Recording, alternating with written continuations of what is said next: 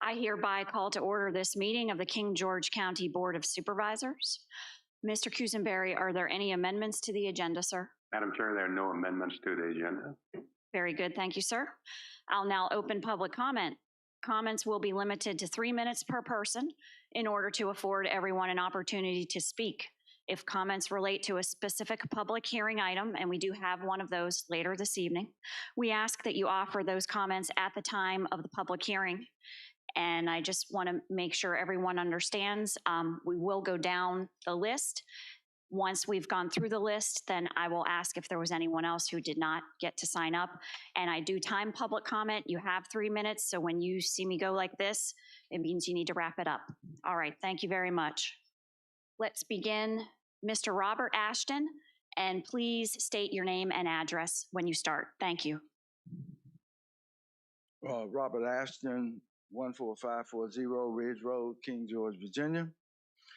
Madam Chairwoman and board members, it is a pleasure once again to come before you regarding the Confederate monument sitting on front of the courthouse. At the last board meeting, I finally heard from a concerned citizen with an opposing view. He commented and said there was, I quote, a Black Union soldier whose name is inscribed on there and a Native American soldier.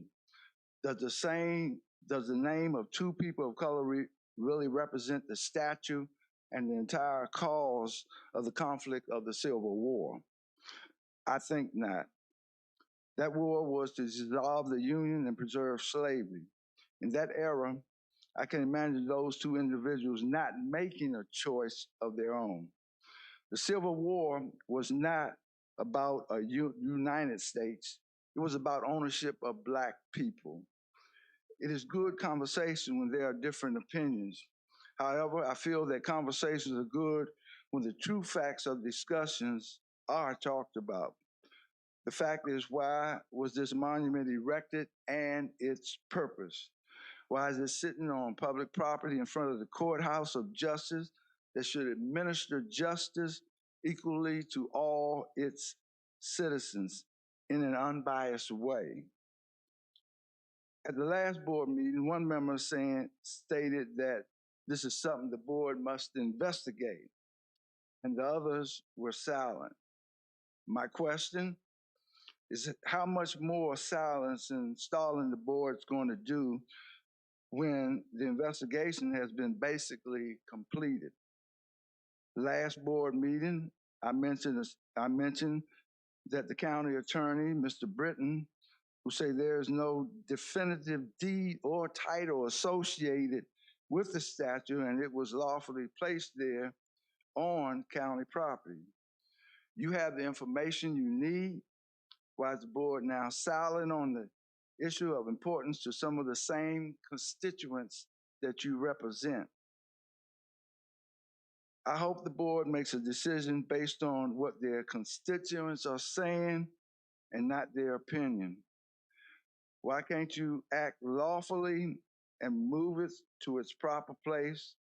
It's a cemetery with those who support it and those who want to memorialize those individuals on whose name is on there. They can go at any time. I look at the board on this day, and I hope that this board represents all the constituents in this community. That's all I have. Thank you, sir. Next up, Jolicia Ward.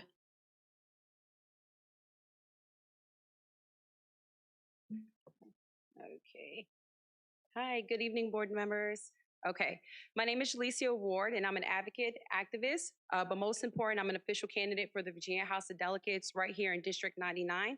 I'm here in solidarity with the King George NAACP, and as a recent member to this organization, I would like all of you to know that I support the organization's mission in removing the Confederate statue currently located on public property on the front lawn of the courthouse to another location, and I will personally tell you why.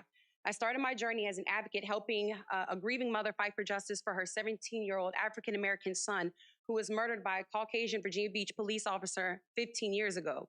His name was Demario Joyner. After his case and my work became public, I was led on board to help other families who have suffered from injustice here in the Commonwealth of Virginia.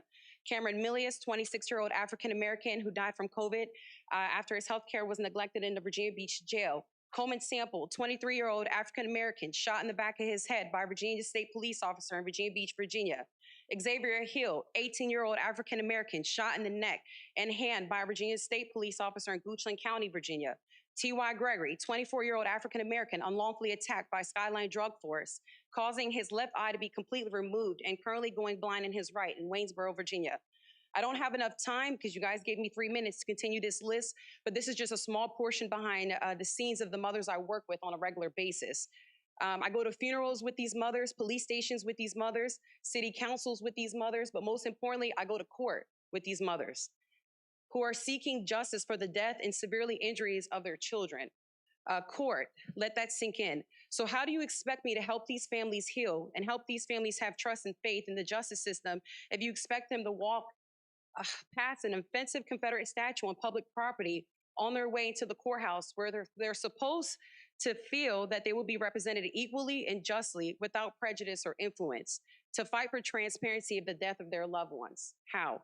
If you can answer my question today, please reach out to me at missjaliciaw@gmail.com. Thank you, and I appreciate your time today. Thank you, ma'am. Wayne Bushrod. Good evening. I'm Wayne Bushrod, 10144 Deer Lane, King George. Good evening, Madam Chair and fellow board members. The King George Branch NAACP is requesting the removal and relocation of the Confederate statue that currently sits on the front lawn of the courthouse. This serves only as another example for people of color and minorities to be consistently reminded of pessimistic, unjust, and segregated times that our ancestors were forced to endure. Our ancestors did not have options on how their lives were to be lived or impacted by the way they were treated.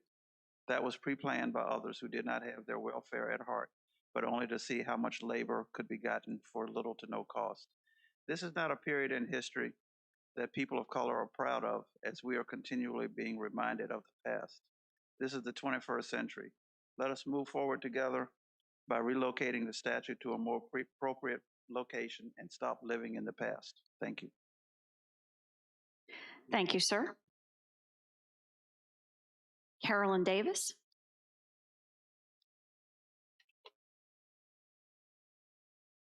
Good evening. I am Carolyn Davis. My address is 4315 Danube Drive.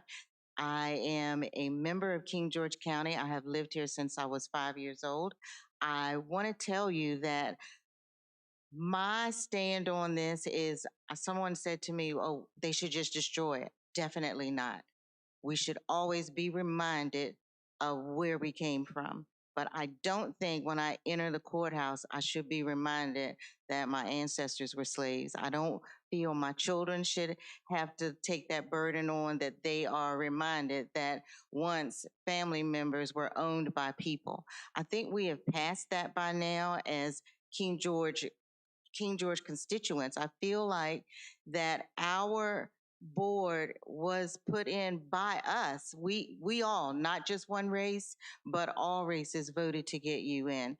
And I just feel like that we should take this time to reevaluate how we are representing our constituents. And I do feel that the monument should be moved, and but I definitely don't feel like it should be destroyed, because we should never, ever forget from where we came from, just to ensure that we never go back there again. Thank you. Thank you, ma'am. Marcia Stonehill.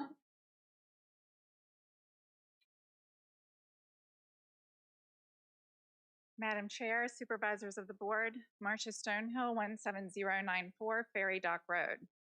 Regarding the Confederate Monument, for educational purposes, I would like to direct people to the npr.org article written August 20th, 2017, titled, quote, "Confederate statues were built to further a white supremacist future," end quote. Also, please take the following into consideration. Delays have meaning and speak volumes. Many constituents wonder why it is even a question whether to move this monument. We want leaders who are aware of the intricacies of systemic racism. We want you to remember that not everyone has the best in mind for all. Oftentimes, those people were in leadership positions and hence had the power to do things on the sly, or they had financial power to take sly and cunning measures to deliver messages that would be missed by those who are not affected by the messages. Remember, implicit bias cannot be hidden. It comes rolling out. We hope each of you as leaders are holding yourselves personally accountable to understand the progressive state of awareness we are being asked to move along with. King George already has a reputation for being a little backward. I believe you are the right leaders to help change that.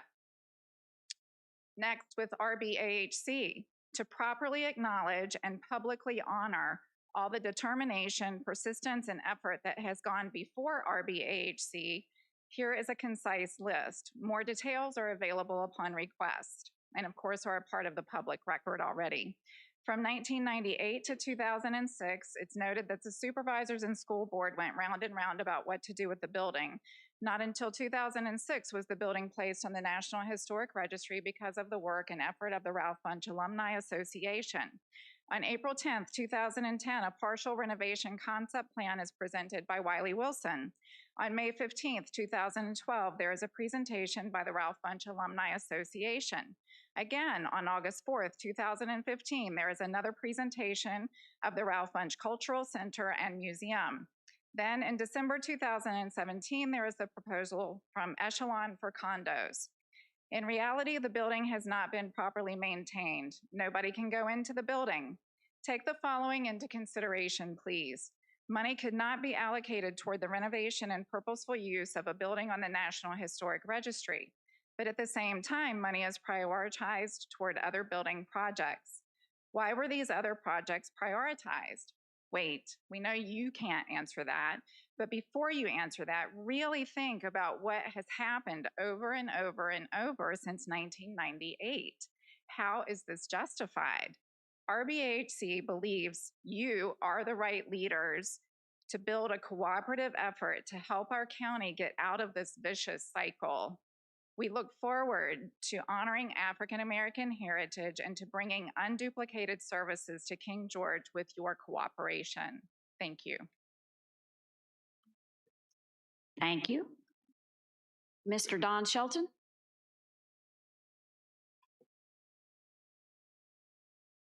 Good evening, everybody. I'm Don Shelton. I live 9430 Ashman Court.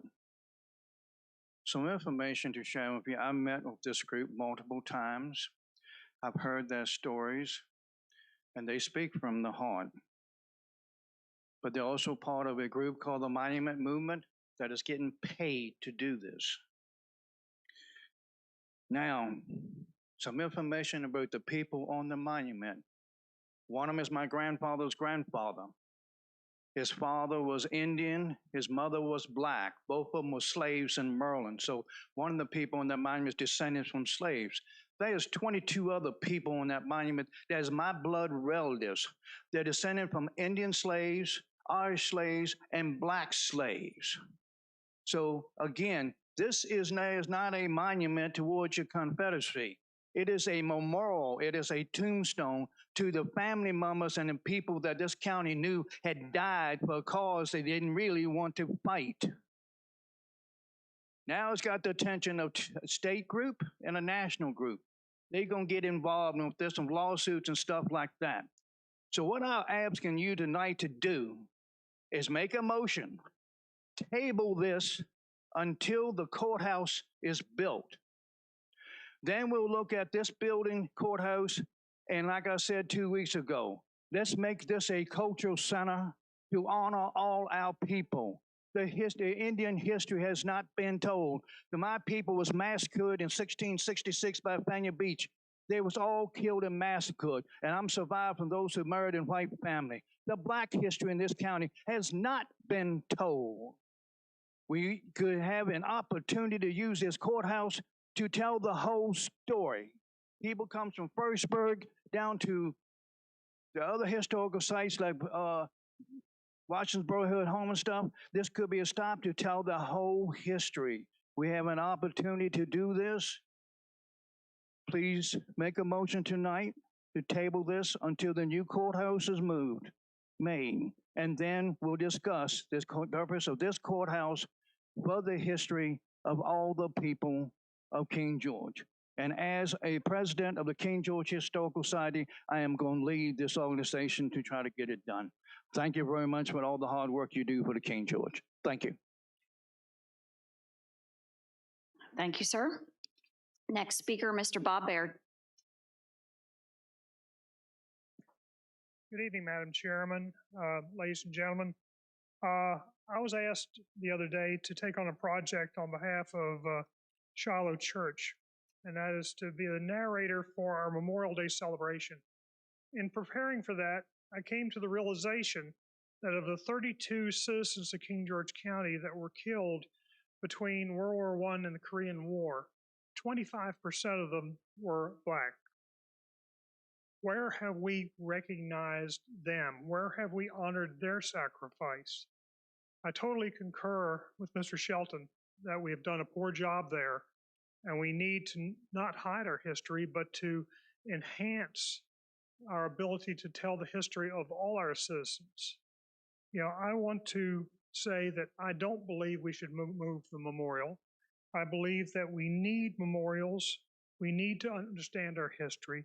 It causes us to think, to remind us of the rights and wrongs of the past, to remind us of those who have put themselves out there for a cause, any cause. And it serves us to learn from the mistakes of the past as we work to build a better future. You know, I would recommend that we follow the words of, Dr. Martin Luther King in that take the long view, but take it quickly. We have an opportunity now. We are 2.5 years away from projected completion of a new courthouse. This is no longer going to be the court's house of King George County. Considering 300 years of history of King George, 2.5 years is inconsequential. I believe we need to start planning to move the courts to the new facility and turn this into a cultural center, a historic center, for us to learn and study and recognize the history of this county as it is. I believe tonight that the board should move to reaffirm its commitment to fair and equitable treatment for all. I believe that the board should immediately take action to recommend continued study toward the adoption of the plan proposed by the Infrastructure Planning Committee to turn these buildings into a cultural center. I believe that we need to take this opportunity that's in front of us to move forward, and that we all work together, again, in the words of Dr. King, to learn from each other, to understand each other, and understand our real needs as we move forward to a brighter future. Thank you. Thank you. Ms. Coons Campbell.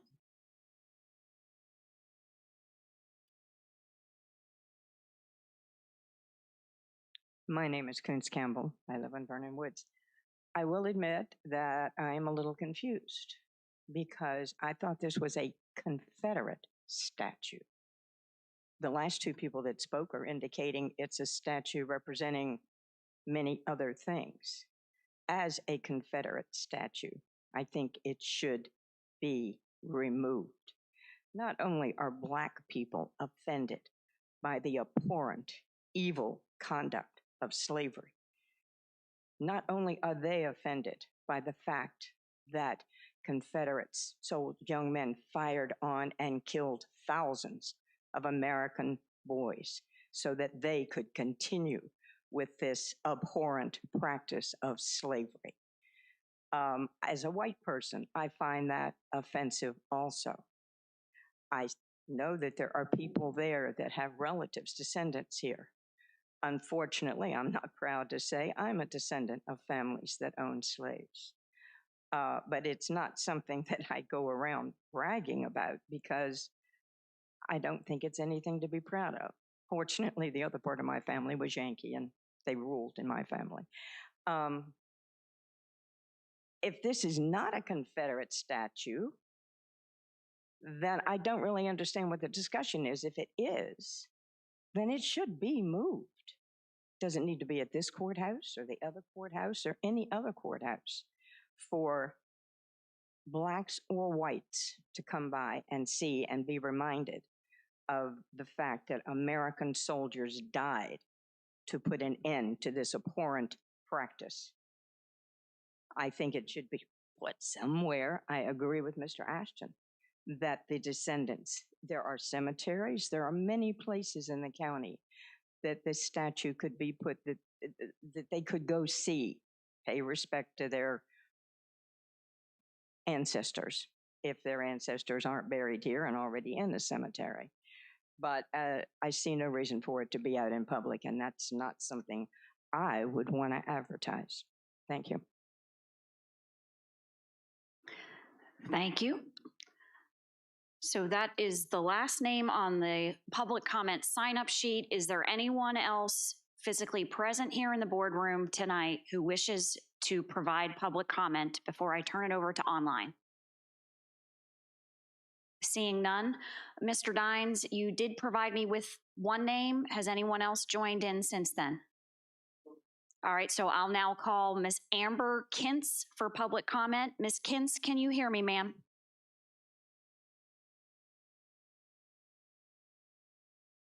Yes, I can hear you. All right, ma'am, go ahead. You have 3 minutes, and please state again your name and your address. Okay. Good evening to all of the members of the Board of Supervisors. Thank you for allowing me to speak. I'm also sending you a copy of my comment via email. My name is Amber Kintz, and I reside at 14368 Chasteen Drive in King George, Virginia.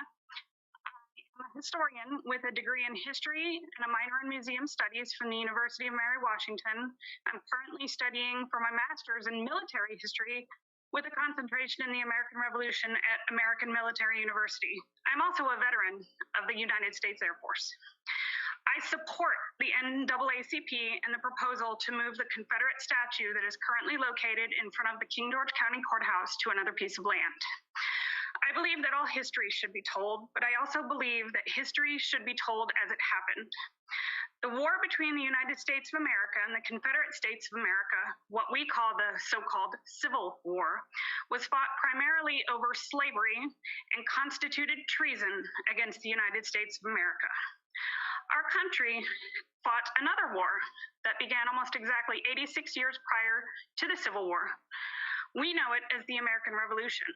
If we had lost that war, the United States would not exist in its current form, if at all, and we would regard George Washington, Thomas Jefferson, John Adams, Alexander Hamilton, and all the others who fought to make this nation free as treasonous traitors.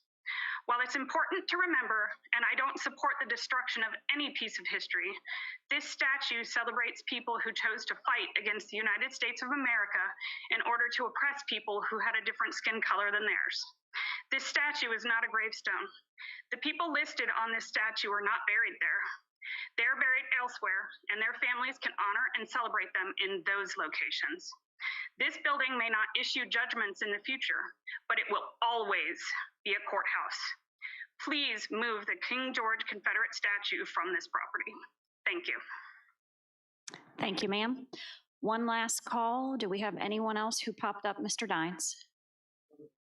Very good then. Do we have any members with correspondence from the public that they wish to read aloud?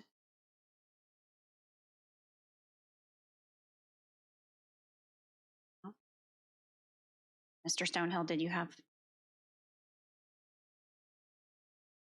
Okay. All right then. So I will note again, I read this, I believe at the last meeting or perhaps the meeting before. Per the bylaws adopted by the Board of Supervisors on January 5th, 2021. Page 19, Section 6, comments in writing. The chair may also allow members of the public to submit comments in writing. Such written comments may be read in part or in whole or submitted to the minutes without reading at the discretion of the chair or the member to whom the comments are addressed. All submitted comments shall be subject to the Virginia Freedom of Information Act, FOIA. So we did receive 2 comments. I did go ahead and submit them to the clerk to be entered into the record. I will summarize both emails. I have an email received today, May 18th, 2021, from Anna Maria Lavelle of 10263 Roosevelt Drive, King George. The summary is, I don't think the supervisor should be given this weight to decide on the Confederate monument. What should be done is to have a referendum to let the people of the county make that decision. I would also note that Ms. Lavelle is here in person this evening, and I did afford her the opportunity to read her comment aloud if she wished to do so. The second email I have is also dated May 18th, 2021. It is from Susan Park of 10064 Francis Folsom Drive, and she supports the King George NAACP's request to remove the Confederate monument from the courthouse grounds. So as I previously stated, both of these have been forwarded to the clerk in their entirety to be entered into the record and are available by Freedom of Information Act request. You have one?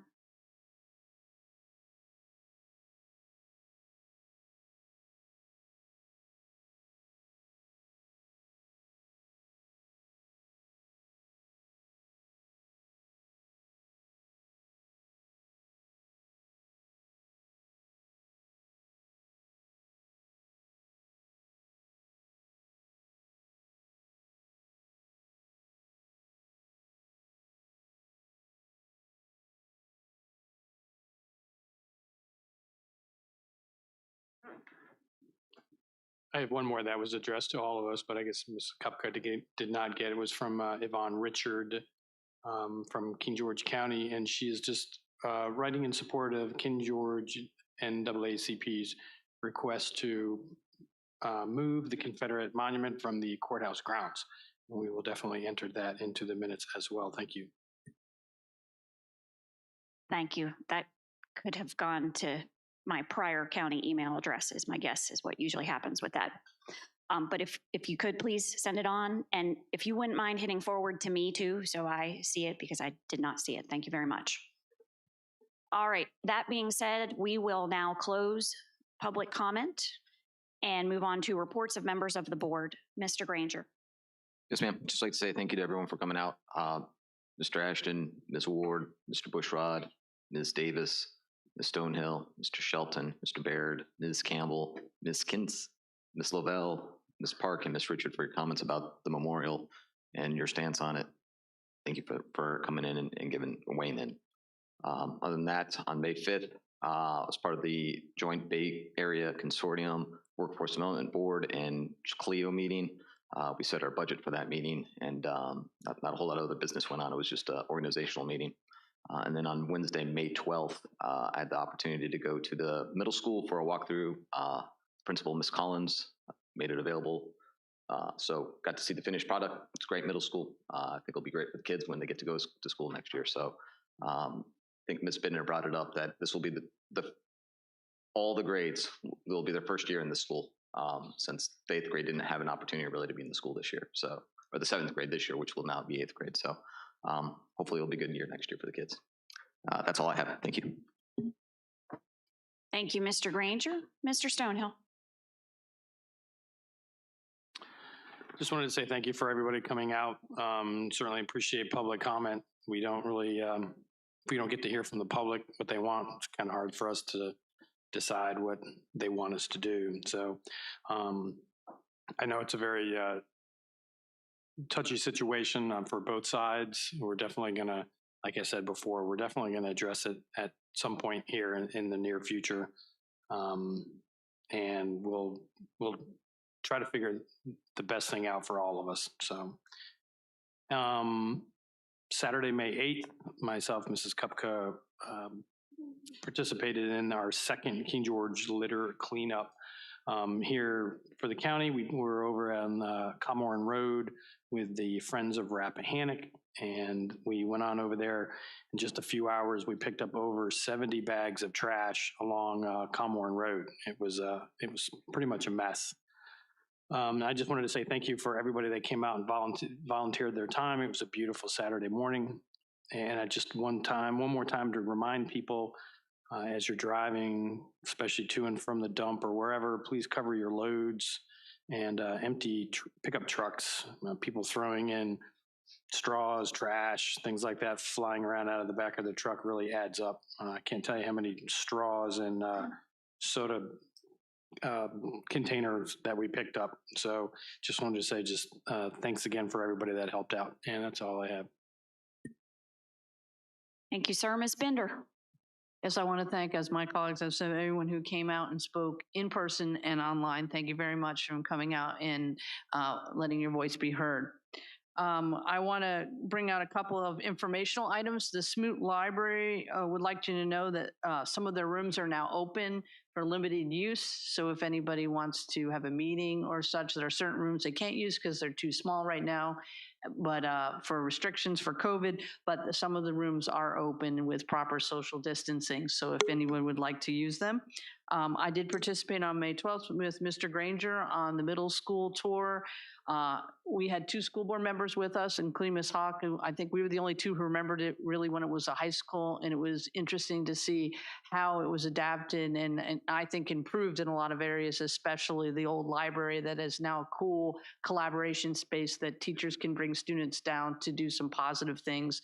And my daughter particularly liked the library that had what she loved it, and I think a lot of students are going to appreciate what they can do in there, not only read books, but 3D printers and Lego Make-A-Space, and it's really going to be a cool thing for all the residents and students in our community to use. I also want to thank our county staff, particularly Ms. Hahn in finance, and Amanda Sumiel and our HR director, Lori Gump, Board of Elections, and Lewis and Sierra and our Community Development Department, who entertained Troop 4208, which my daughter is part of, for Girl Scouts, and explained what county government is to earn a civics badge. And I would love to host other Boy Scout or Girl Scout troops or any other group that wants to learn about civics and what our local government does. And I think there was one young lady who might be interested in being an accountant because she had a lot of questions for Ms. Hahn and her eyes lit up. And I think it's really important because sometimes young adults don't know what other jobs are in certain, like I'm going to give community development as an example. In other places, it's called the community zoning. And so it's neat to have somebody come and explain all the different jobs that are in that department. I want to thank Mr. Beal, who's here, who assisted me on Alden Road, some citizen comments. I really appreciate his hard work working through one section that has come up many times, and he helped me out, and I really appreciate it. And the constituents on the road really appreciate, because there's quite a few older folks on that road that when that swampy area gets washed out, it can be an issue for them to get to and fro wherever they need to go. One other last thing I would like to mention is, and Ms. Davis brought it to my attention earlier because she's the lady in charge of our making sure our students are healthy and safe and have meals, is that next year the students, the lunch will be able to be provided, and also that any citizen who has children 18 and under can go to any school except King George Middle School from 1:30 to 5 every Wednesday and get 7 days worth of lunches. They're frozen and you heat them up. And I think it's really important because there are residents in our community that have been struggling during the pandemic, and letting them know that there is a place that they can come and get a meal is really important. And the last thing I want to say is, we have quite a few boards and commissions that are available for citizens to be part of. And I have quite a few open, and there's some that the county has with an outside agency like GWRC and Healthy Generations, which helps elder people. And the big thing is, if anyone would like in our community to be on one of those boards, just reach out to us or call the county admin office to find out what boards are available, and we can help out. I'm looking for people that are interested in the thing like Healthy Generations. You're really into helping older people help have mobility and have meals and stuff. So please reach out to us if you'd like to serve on a board in the Shiloh district, or for my colleagues who have seats open. Thank you very much. That's all I have. Thank you, Ms. Bender. Mr. Bush. Thank you, Madam Chair. Thank you to everybody who came out this evening, taking your personal time to come here and participate in your local government. Couple things I'd like to address. So Ms. Stonehill was speaking about the Ralph Bunche Arts and Humanities Center, and you pointed out the timeline for the Ralph Bunche School. So I as well followed along with all those things that came through. A lot were things that sounded good, that felt good, empty promises, plans that were presented with benchmarks that simply were not met. There were requirements that developers came in with these grandiose ideas, and it sounded so great that we would finally be able to get things accomplished, and they simply fell through. I don't believe that it was anything to do with the board not wanting to see anything come to fruition with the Ralph Bunche School. I know personally I would love to see that addressed. I voted in favor last time of the last plan to move forward with this, but it's simply that things have not been met. As far as other projects that have been done while Ralph Bunche was out there, it's simply a need versus desire. Would it be nice to utilize tax dollars to revamp that school and make it a museum? Or do we want to enhance the current facilities that are educating all of our children right now? And it's simply a matter of need versus desire. So I just wanted to bring up that point. I think there was some good discussion tonight regarding the memorial. I think there's room for further discussions. I did really, I was put at ease when I heard we don't want it destroyed, that we need to remember our history, that we don't repeat that. But again, we today as King George County are not guilty for the sins of our fathers. No one in this room was ever a slave, and no one in this room ever owned a slave. But we all need to be cognizant and aware of what did happen in our history to make sure that we never, ever get to that point again. As I've stated before, slavery was an abomination, still remains an abomination in this world today. And we constantly bring up things that bother us, that make us feel insecure in our past. But what are we doing today to actively heal it? Are we simply making a move to remove symbols, or are we taking an active role to heal as a community?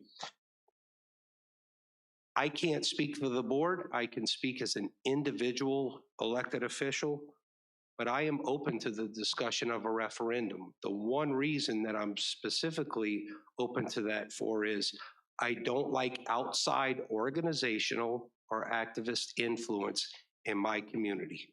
We are all King George citizens. And if there's something that's going to happen, that needs to happen on the ballot that is voted on by King George citizens. We dictate what happens in this county as a community, not the nation, not the state, not our organizations, but we as individual citizens of King George County. So I would be open to furthering that discussion. It is contentious, and anybody that doesn't think so and doesn't think that there's passion on either side of this is just oblivious. There is. So I think we should all take pause when we do have conversations. There are issues. There's a picture in the county administrative office that shows that statue. So when we're talking about history, that statue used to be located across the street. Now, how did it move? Why? It was located where Route 3 currently is. Was that something to do with when they put in Route 3 and things? I don't know. That's part of the legal issues that I was talking about a couple of weeks ago. That all has to be cleared up. But I appreciate discussion, and I appreciate the manner in which the discussions occurred. So with that, I'd just like to remind everybody, we're all King George, and I think we have a pretty damn good community, and I'm very proud of it.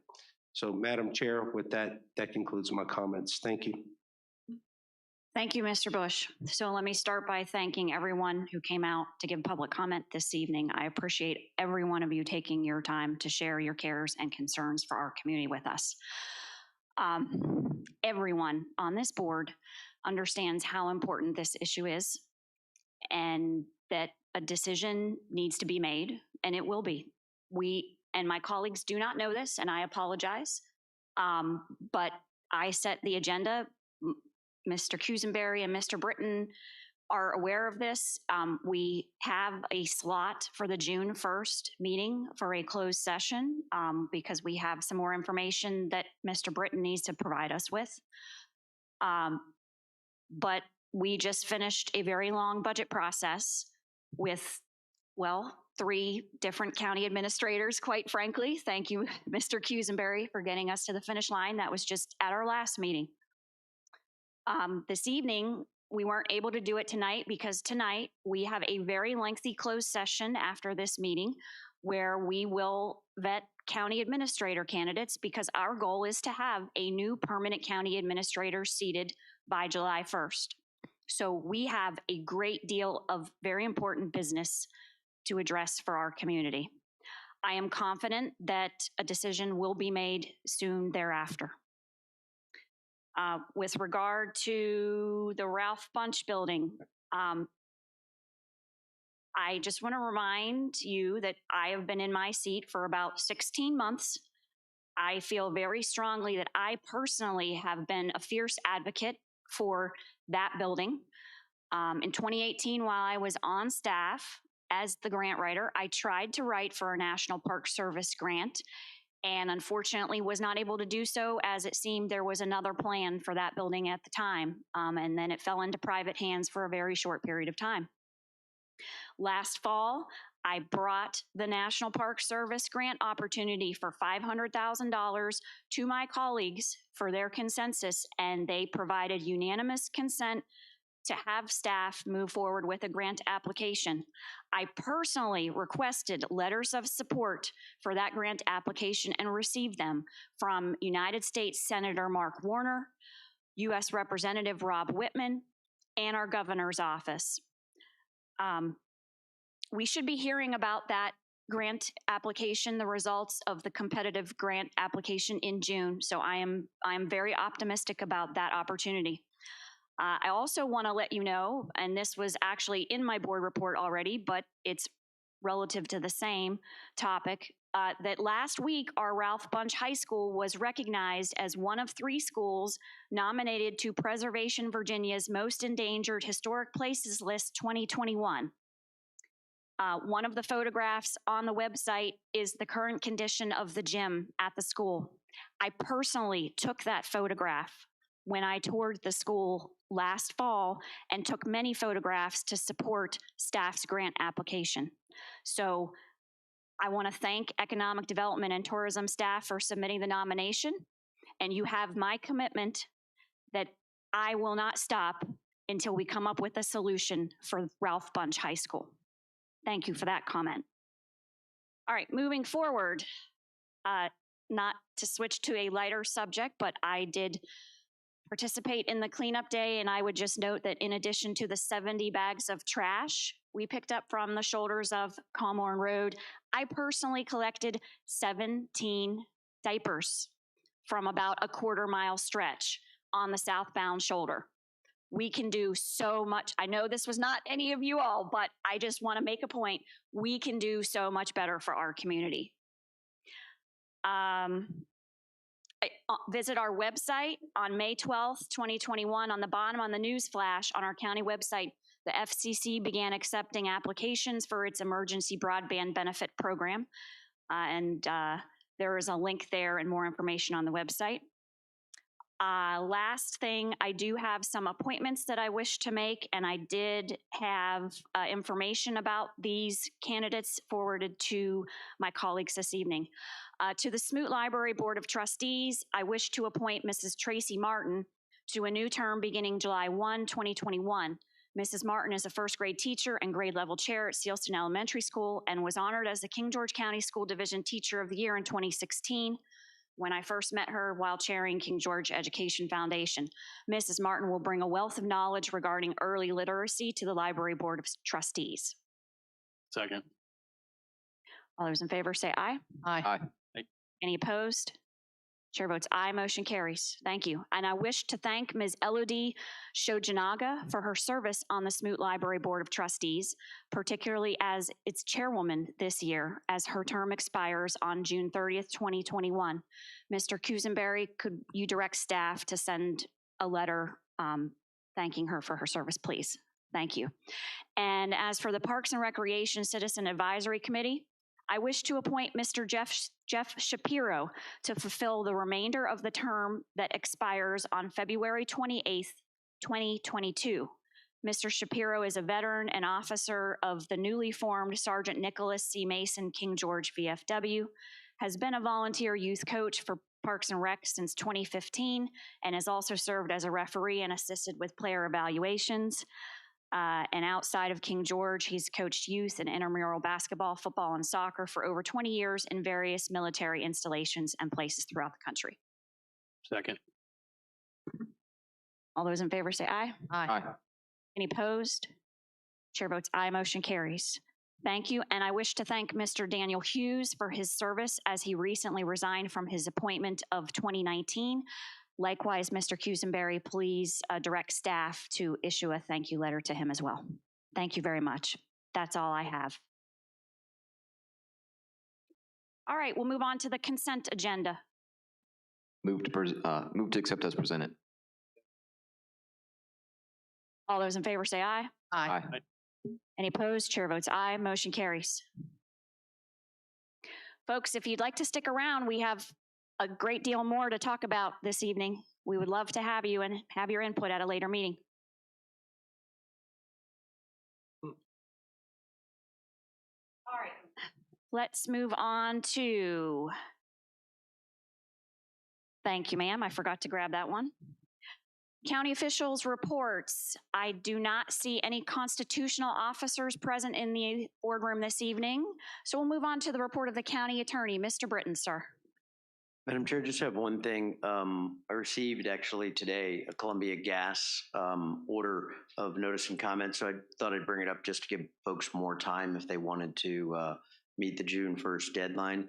And basically, these notice and comments come from utilities and quasi-utilities when they want to do infrastructure and get paid back, basically, by raising rates or having a rate. So this one is for approval to extend the following 3 conservation and energy efficiency programs over a 3-year period: web-based home audit program, home savings program, and residential income and age qualifying program.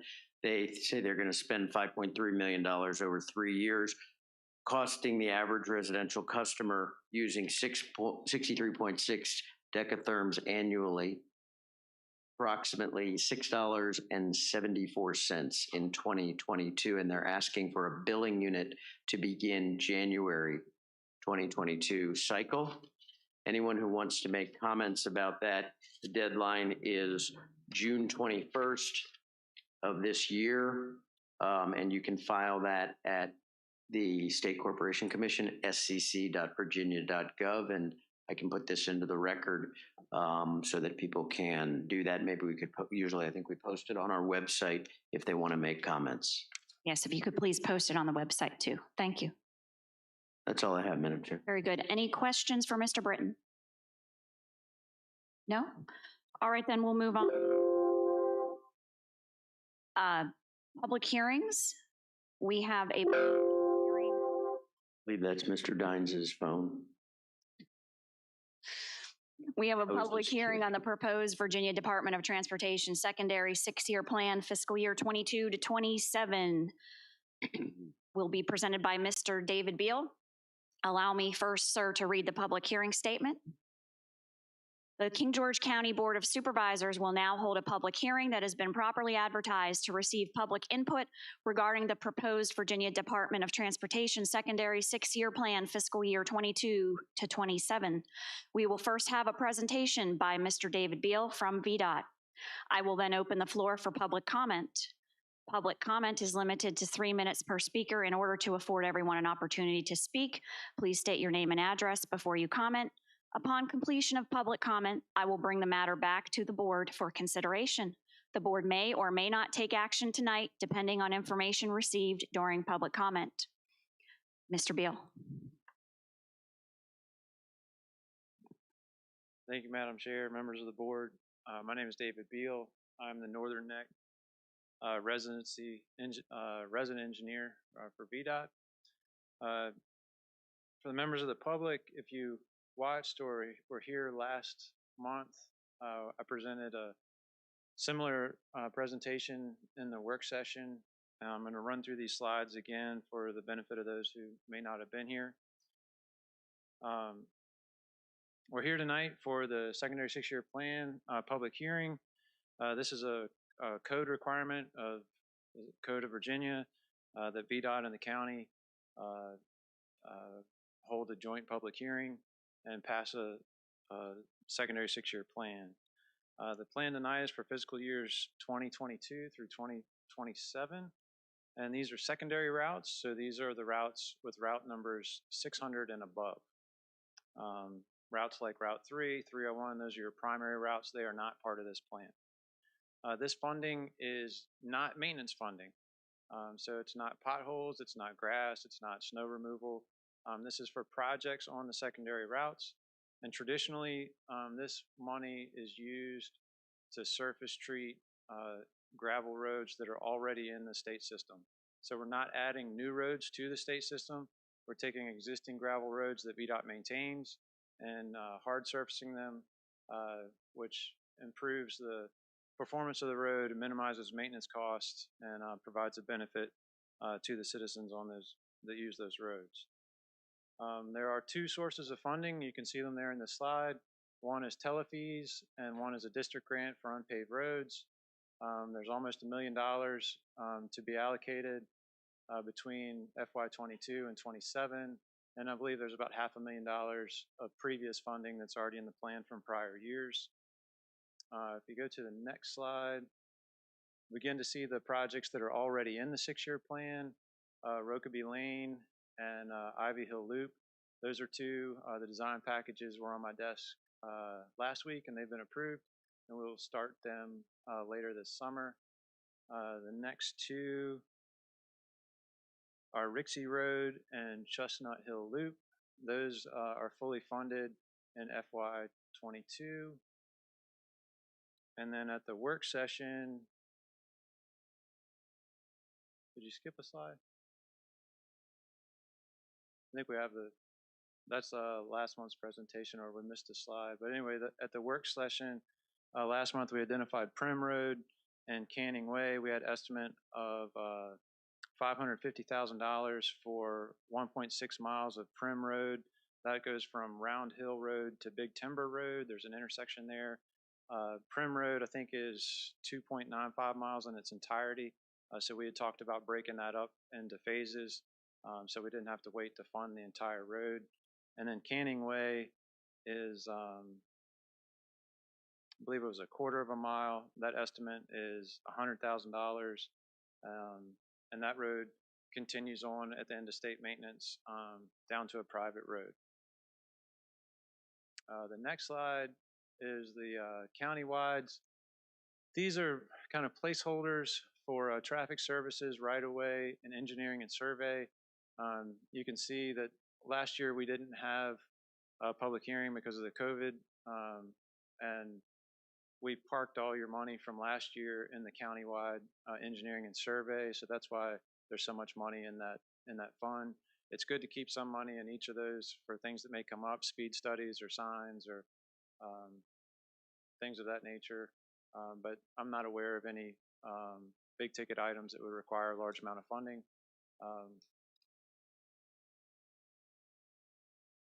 The next slide, we just have some general requirements about the rural rustic roads. It is an unpaved road that's already in the state system. It can't carry more than 1,500 vehicles per day. It has to be a priority as a line item in the secondary 6-year plan. So that's what we're doing tonight, is adding roads to the secondary 6-year plan. It has to be predominantly for local traffic. So if the board was aware of a rezoning or a large development or something that was going to occur or planned to occur or was in your comp plan on one of these roads, then it may not be a candidate for the rural rustic program. We would ask that it be hard surfaced in another way. We do accomplish minor drainage improvements, so a lot of times we'll replace driveway pipes or cross pipes depending on their condition before we hard surface that road. We also clean the ditches and dress the road up and add stone. And then there's a website there that gives all the details on the program. The next slide identifies all the gravel roads in the county that VDOT currently maintains. The column there, SYIP, 6-year improvement program. The ones with the Y are the routes that are already in the secondary 6-year plan. And the draft plan presented tonight adds Route 660 Canning Way and Route 625 Prim Road. And again, Prim Road was just a portion of that 2.95 miles from Round Hill to Big Timber, about 1.6 miles. The routes highlighted there in yellow have more than 50 vehicles per day, so that we ask that as long as you have routes that have at least 50 vehicles per day, that you concentrate on those before we start knocking off the lower volume ones. That is everything I had. If you all have any questions for me, I'm happy to answer them. We'll go ahead down the line. Mr. Granger? Yes, ma'am. Mr. Beal, I appreciate being here. I know we're gonna have some people in attendance. I know I was the one who advocated for putting Canyon Way on. I thought it'd be nice to have it paved, but there are some challenges with it, and I think they're gonna come to speak. I believe it's Google Maps identifies it as a throughput. And so they have tractor trailers that come down that road and then go down their private drive, and I believe they're turning around in their field. And so I believe the feeling is that I'm sure they'll be able to speak tonight, so I'll just be brief. That if it's paved, it's going to encourage even more trucks to come down. So I guess my question would be, you said traditionally it's for paving, and I know we talked momentarily before the meeting, but is there other infrastructure that could be done? Like, is there a possibility to do some kind of infrastructure to allow like a turnaround at the end of the state maintained area so that the trucks won't come down and then be stuck and have to pull onto private property? Could something like that be done? Yes, you can really use it for most any project you want to do on a secondary route. So if you wanted to add a turn lane, if you wanted to add a turnaround, you can buy right away. I did drive Canning Way when you all added it last month, and there are, at the end of the road, there are some grade issues. So it would be a bit of a challenge to get a turnaround in there, even for a car, much less a tractor trailer. It's going to be a significant amount of grading and right away that would be needed, or easement that would be needed to accomplish that. So that wouldn't be an easy. It's a heavy lift, is what you're saying. Okay. I'm not going to ask my colleagues to say, let's do this tonight, but would you be at least willing to entertain the investigation to find out what it would cost, just so we are educated in knowing what it would be to do some kind of infrastructure like that, to make an informed decision? Is there a cost for just asking you to investigate that, or? Well, you get what you pay for. Understood. We can come up with an estimate. Just real rough, back of the notebook. Yeah, a ROM, rough order of magnitude. There. I think if the issue is we don't control Google Maps. I understand. And the road continues on. But if it would help to put up a sign that said, dead end road or no through trucks, or I guess we couldn't do no through trucks without an official through truck restriction, but we could look at trying to do some signage at the beginning of the road to address that issue, to try to minimize the amount of traffic that was coming down there that wasn't appropriate. Okay. Well, I guess we'll continue this offline. I'm just asking, and everyone's welcome to speak about it, so don't feel like you can't during the public hearing, but I think that kind of covered the idea of the concerns, but thank you. Thank you, Mr. Granger. Mr. Stonehill? I have no questions. I just want to say thanks for coming out and giving us this presentation. Thank you, Mr. Stonehill. Ms. Bender? Yes, Mr. Beal, once again, I want to thank you for your help, but I did drive Alden and Prim, and I didn't realize, because I had driven it a couple years before that one area where it's swampy is pretty bad, and you have to put up cones to show people, obviously, that that's an area of concern. So that area will be addressed, correct? Thank you. Thank you, Ms. Bender. Mr. Bush. Thank you, Madam Chair. So initially, I didn't have anything. Thank you, Mr. Beal, for coming out. But I would like to continue along the line of what Mr. Granger was discussing. So I can understand that concern. However, I think a sign would be most appropriate, because if we were looking at utilizing other monies, that's to further enhance that road, where a sign could address it, while we still have other gravel roads that still need to be addressed with those monies. I know I experience it when people simply come to my house, they go to down Dixon, and they wind up having to find a way to turn around. So I would like to pursue the sign avenue instead of further improvements. But that's all I have, Madam Chair. Thank you. I just don't want us to go too far into discussion without having the public hearing. Thank you, Mr. Bush. All right, then I'll now call the public hearing. I'm going to open the floor for public comment. I have a sign-up sheet. I do have one name on it, Miles Hastings. If you would like to come forward, sir, please state your name and address, and you have 3 minutes, sir. Miles Hastings, 15057 Canning Way. Thank you for your work, Mr. Beal. And board, evidently all had put some thought into this, but this is a strange request, but I'd ask that you not include Canning Way on the list.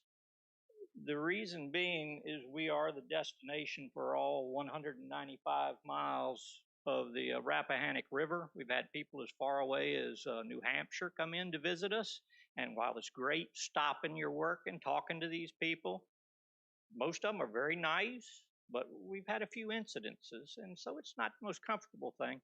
And we feel like if you pave the door, that it's going to open up the way where people will just, feel that it's where they need to go. Also, we have quite a few trucks, tractor trailers come in there to remove grain off the farm with overload permits. So I don't know as far as engineering.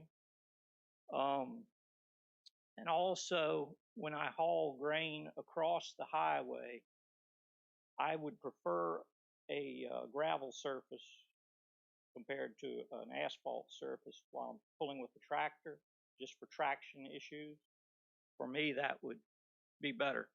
But having talked to everybody that lives down in there and our residents, we're all kind of in agreement that we'd prefer to see it stay the way it is. But while I've got your ear, at 607 and Port Conway there, Poplar Hill Road, and Canning Way, there is a line of trees on the south side, more towards Poplar Hill Road, and it's like looking in a dark hole when you try to pull out of either driveway. And people on both sides of the road have been having issues with almost being tail-ended or T-boned at that intersection, and it's becoming quite a concern. I spent 3 hours out there today getting a good case of poison ivy, cutting stuff off on the state right-of-way, because we just can't see to get out of there, and the traffic on 607 has gotten worse and worse. Thank you for your time. Thank you, Mr. Hastings. Thank you very much for coming out and sharing your concerns with us. Is there anyone else physically present in the boardroom tonight that wishes to speak at this public hearing? Mr. Dines, do we have anyone online? Thank you. Board members, did we receive any written correspondence regarding this public hearing? Mr. Cusenberry, did we receive any in the administration office? No, ma'am. Thank you very much. All right, I will now close the public hearing on this matter, and we'll open it up for discussion by the board. Go ahead, Mr. Granger. Just going to ask us to remove Canning Way. Is everyone amenable to taking that off the resolution? So, yeah, so if I can just make a point to clarify what we would need to do then, because we do have 3 resolutions. One is for the secondary 6-year plan, and then the 2 accompanying, there is a separate one for a separate resolution for to add Prim and to add Canning. So I will take out, if it is the consensus and the will of the board, we will remove. I will not read the Canning resolution for adoption. So we would just be looking at Prim Road and then the 6-year plan as a whole. Correct, and the resolution, we'd have to say to adopt it as presented with the removal of Canning Way from the 6-year secondary plan. Yes, correct. So I'll read it, but whoever moves needs to move, yep, with that note. So Mr. Granger, you offered a suggestion there. Would you like to go ahead and move so we can further discussion then? Sure. I move to adopt the Virginia Department of Transportation secondary 6-year plan as presented with the one modification of removing Canning Way from the list to be added. Second. All right, further discussion. Mr. Stonehill, did you want to add anything? I'm just going to go down the line real quick. Okay, Ms. Bender. Mr. Bush, go ahead. Thank you, Madam Chair. So with the removal of Canning, can we take what we were going to allocate towards Canning Way and apply that to Prim Road so we could do more on Prim Road, and that puts us further along in that process. So I'd like to reallocate if that's something that's feasible or even possible. Please advise us, Mr. Beal. The intersection of Prim Road and Big Timber from a traffic safety standpoint is a good place. There's a curve there and the signage. It's a good place to stop with a phase. You're not going to lose any funding.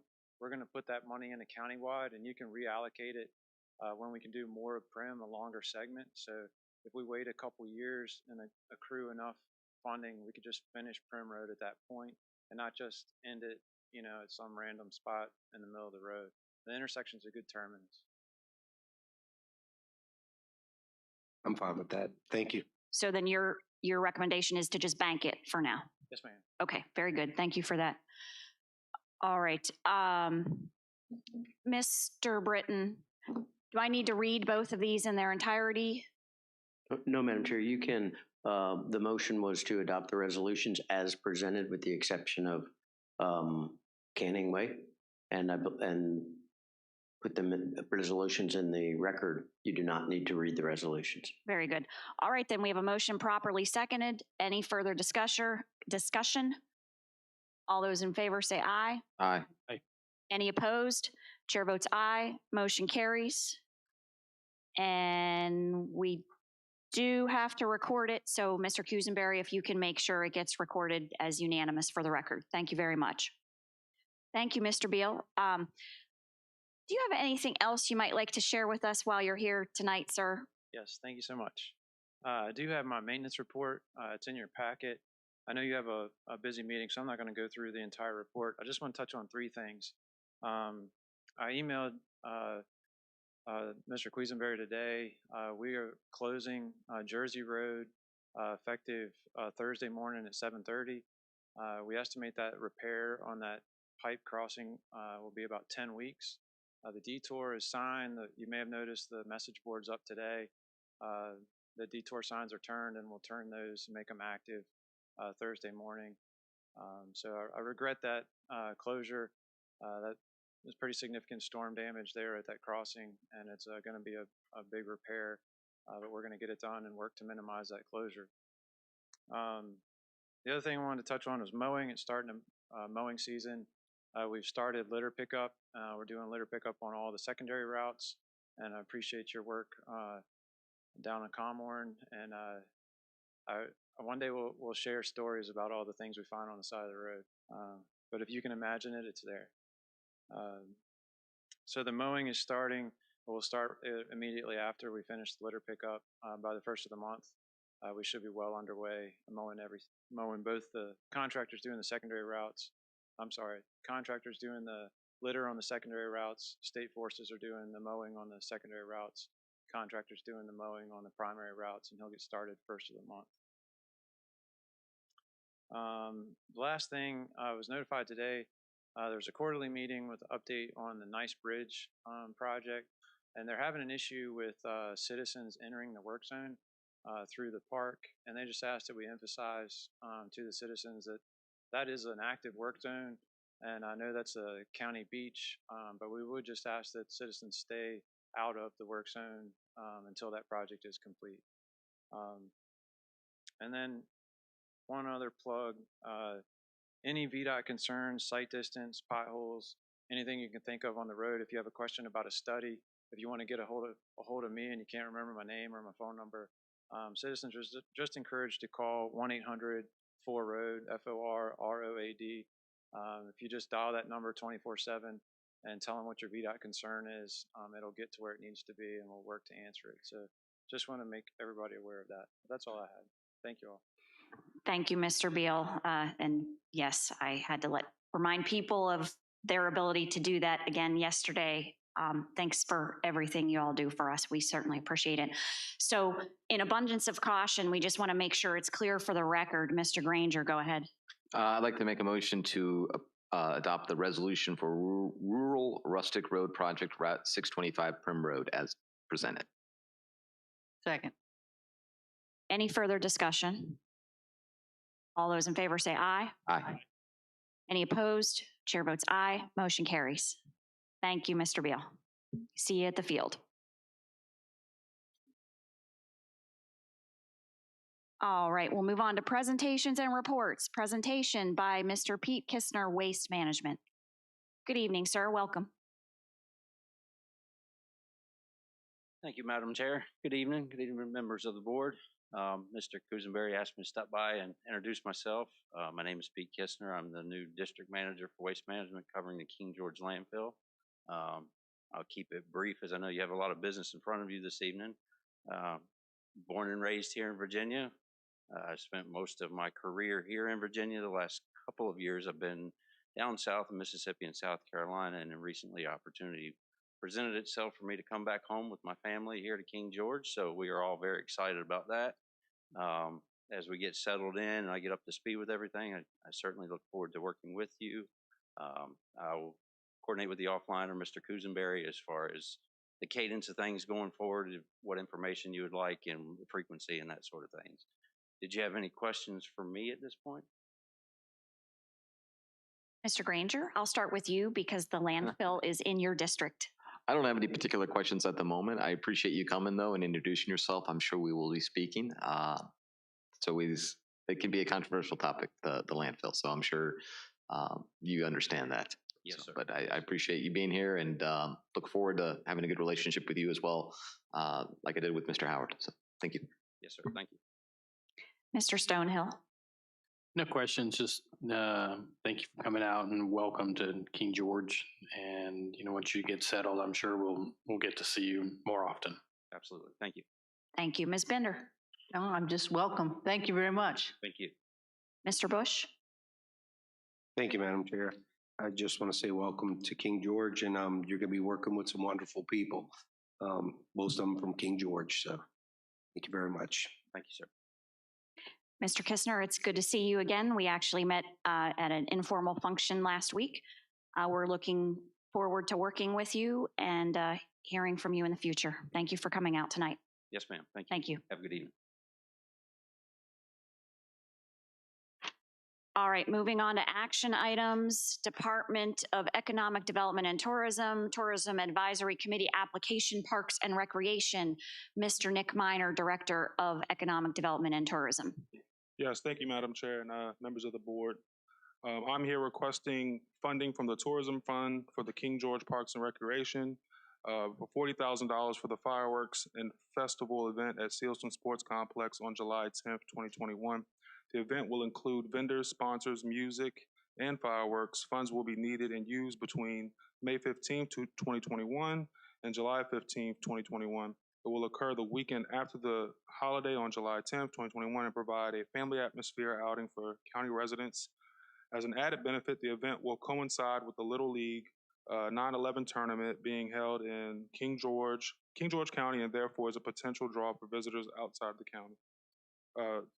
After review, the TAC recommends that the Board of Supervisors approve the $40,000 funding for the King George County Parks Recreation application. Staff also agrees with TAC's recommendation. If you guys have any questions, I'll be happy to answer. Thank you. Thank you, Mr. Miner. Questions? Mr. Stonehill? Same company from last year, Mr. Miner? Yes. Okay. Yeah, great. Those guys did an awesome job. So looking forward to it. Thank you, sir. Ms. Bender? Mr. Bush? I don't have any questions. Is there a motion? Move to approve the $40,000 funding request for the King George County Parks and Recreation application for the fireworks display to pull from the TAC fund. Second. Further discussion? So I do actually have a question for Mr. Kusenberry. In our budget process, I do believe we did budget $25,000 under administration to support the fireworks. So we could then find other uses for that line item in administration because, or it was Parks and Recreation. It was Parks and Recreation. I know it came from somewhere because we built it in, but we could use the tourism funding now if we approve it, right? Correct. Very good. Okay. All right. So we have a motion properly seconded. All those in favor say aye. Aye. Aye. Any opposed? Chair votes aye. Motion carries. Thank you very much, Mr. Minor, and thank you, Mr. Clark, for your work to put in the application. Thank you. Thank you, Madam Chair. All right. We don't have any discussion items this evening. Let's move on to County Administrator's report. Mr. Kusenberry. Thank you, Madam Chair. Only 2 items. At your next meeting, I'll be bringing multiple annual engineering contracts authorizing the county administrator to move forward with executing those contracts. So that'll be on the agenda for your next meeting. And the second item is that now that you've finished the operating budget, it's time to start the CIP process. So we will be sending the request to the departments this week and getting that process started. That's all I have. Very good. Thank you. Questions for Mr. Kusenberry? No? No? Mr. Bush? No? No. Thank you very much, sir. All right then. Please note the information items, department director reports were in there, and we do have some additional open seats on citizen boards. And with that, I'll entertain a motion.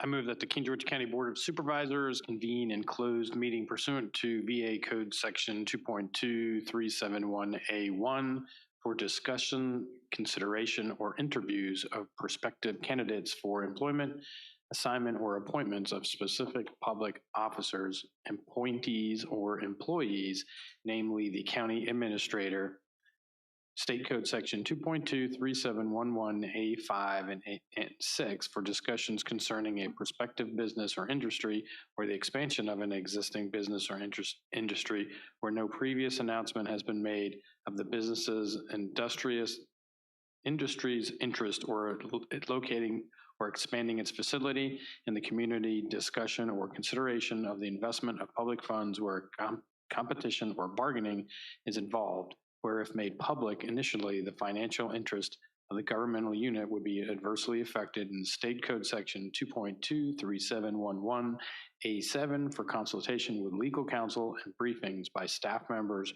or consultants pertaining to actual or probable litigation, where such consulting or briefing in open meeting would adversely affect negotiating or litigating posture of the public body regarding a notice of claim. I invite the county administrator, county attorney, Mr. Minor, and members of the Berkeley group because they are deemed necessary and or their presence will reasonably aid the board in its consideration of the topics to be discussed pursuant to VA Code Section 2.23712F. Second. All those in favor say aye. Aye. Aye. Any opposed? Chair votes aye. Motion carries. We are in closed session.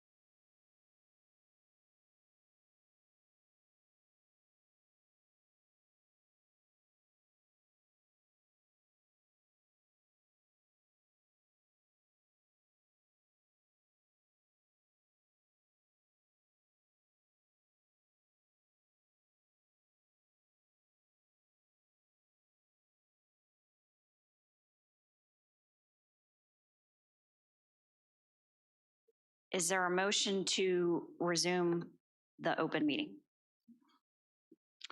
I move that the King George County Board of Supervisors return to public meeting and certify by vote that only public business matters lawfully exempted from open public requirements by Virginia law, and only such public business matters as was identified in the motion convening the closed meetings were heard, discussed, or considered during the closed meeting. Second. Can I have each member so certify? So certify. So certify. So certify. Certify. So certify. We are in open meeting. I wish to make an announcement on behalf of the Board of Supervisors pursuant to Code of Virginia Title 2.2, FOIA Section 2.2-3712, Closed Meetings Procedures, Certification of Proceedings. For the purpose of a meeting of the public body to interview candidates for the position of Chief Administrative Officer, I am hereby notifying the public that this board will conduct a closed meeting at a disclosed or undisclosed location within 15 days after today. Do I have a motion to adjourn? Move to adjourn until June 1st at 6:30 p.m. in the boardroom. Second. All in favor? Aye. Aye. Chair votes aye. Motion carries. We are adjourned.